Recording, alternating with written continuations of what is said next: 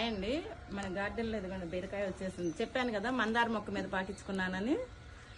ఒకవైపు బీర పాకింది, ఒకవైపు ఏమో కాకరండి.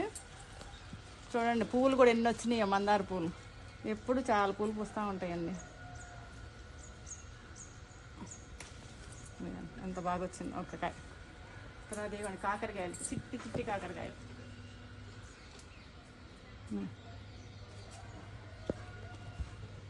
అప్పుడు నాలుగు కాస్తూ ఉంటున్నాయి.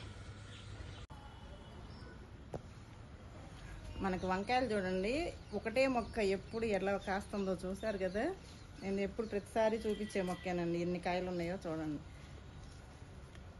ఎప్పుడు కాస్తుందండి. వంగ మొక్క ఒక్కటి పెట్టుకున్నామంటే మనకి కాయలు ఎప్పుడు కాస్తూనే ఉంటుంది.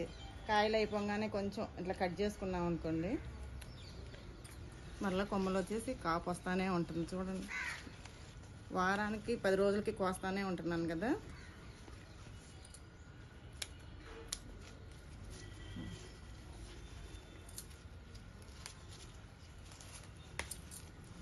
నాకు వంకాయలు బాగా ఇష్టం, అందుకనే